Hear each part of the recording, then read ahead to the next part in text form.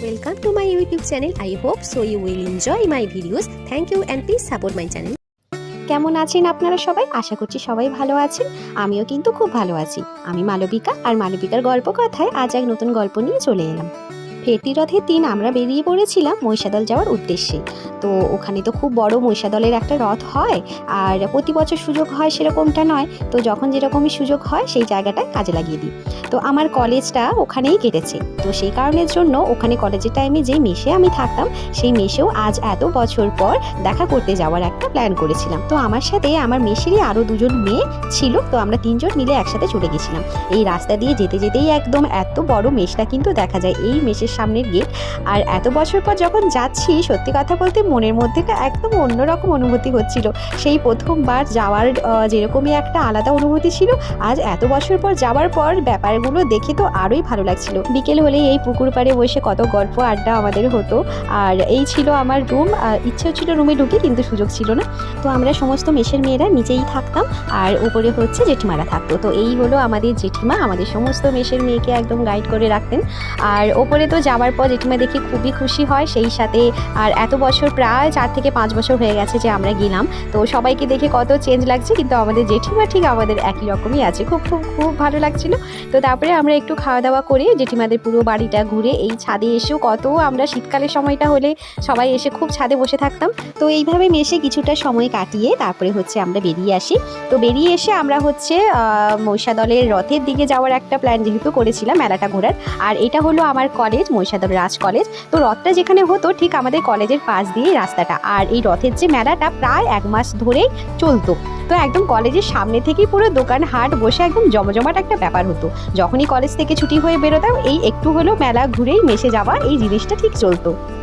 আমরা ছোট বড় প্রত্যেকেরই মেলা মানে কিন্তু একটা আলাদাই আনন্দ, একটা আলাদাই মজা। তো এইবারে দেখলাম অন্যান্য বছরের থেকে প্রায় আমরা যে সময় কলেজে পড়তাম সেই সময়েও এত দোকানহাট বসতো না। এবারে যতটা বসেছে, অনেকটা বড় জুড়ে এই মেলাটা কিন্তু বসেছে।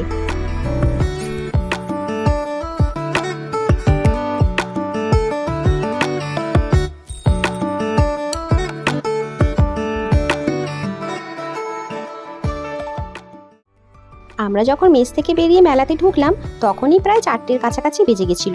তখনও যথেষ্ট লোকজন। তারপরে যখন আমরা বেরোনোর সময়টা হয়ে যায়, তখন তো আস্তে আস্তে এতই ভিড় বাড়ে যে কি বলবো। মানে সন্ধ্যের টাইমে তো আর দেখতে হবে না প্রচণ্ড ভিড়। যদিও আমরা যেদিন গেছিলাম সেদিন ছিল ফেরতি রথ, তার মানে ভিড়টা তো আরোই একটু হওয়ারই কথা। তো টুকটাক করে আমরা কিছু জিনিস কিনলাম। জিনিস কেনার পর তারপরে আমাদের ওখানে ছিল মহিষাদলের রাজবাড়ি, সেখানে যাওয়ার জন্য আমরা একটু চলে যাই।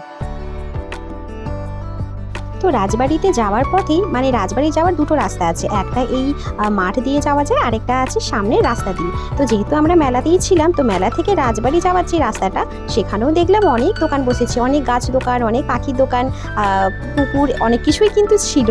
তো আমরা এই জঙ্গলের মতন একটু রাস্তাটা আছে, এই রাস্তাটা দিয়েই আমরা হচ্ছে চলে গেছিলাম রাজবাড়ির দিকে। তো ওখানে গিয়ে দেখি রাজবাড়ির ঢোকারই ঠিক সামনে এরকমই একটা রেস্টুরেন্ট হয়েছে। আর যদিও দেখেছিলাম একবার ছবিতে, রেস্টুরেন্টের রাত্রিবেলাটা খুব সুন্দর দেখতে লাগে। তবে আমরা তো আলো থাকতে গেছি, তো তাই জন্য একটু একদমই নর্মাল সেরকমটাই মনে হচ্ছে। আমাদের ঘুরে ঘুরে গলাও শুকিয়ে গেছিলো আর পাওয়া ব্যথা করছিল, তো বসে তাই একটু জুস খেয়ে আর আড্ডা মেরে আমরা তারপরে হচ্ছে রাজবাড়ির দিকে যাই। সামনে এত লোকজন ভিড়, ভাবছিলাম একটু সুন্দর করে ফটো তুলবো, বাট সেইটা হলো না। আর সেই সাথে মেঘের ওয়েদারটা কি সুন্দর লাগছিল দেখতে। তো রাজবাড়ির ভেতরে ঢুকতে গেলে কিন্তু টিকিট কেটেই ঢুকতে হবে। আমরা যখন কলেজে পড়তাম তখন 10 টাকা করে ছিল, এখন হয়ে গেছে 20 টাকা করে। তো এর আগে অনেকবারই গেছি, কিন্তু যেহেতু টিকিট কেটে গেছি মানে ভেতরটা তো আরেকটু দেখতেই হবে। ইচ্ছে ছিল আপনাদের সাথে যদি ভেতরেরটাও একটু শেয়ার করতে পারতাম, বাট ওখানে প্রতিটা জায়গাতেই একদম কাগজে বড় বড় করে লেখা ছিল ছবি তোলা যাবে না, ক্যামেরা করা যাবে না। তো তবুও একটু লুকিয়ে লুকিয়ে তুলেছি, যাতে আপনাদেরকে একটু দেখাতে পারি ভেতরটা কেমন।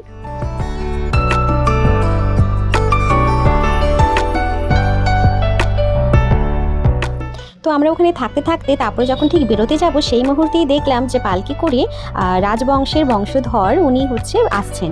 তো তাই ওখানটায় দাঁড়িয়ে একটু হচ্ছে দেখলাম, মানে তখন অলরেডি ফেরতি রথ টানা হয়ে চলে এসেছে।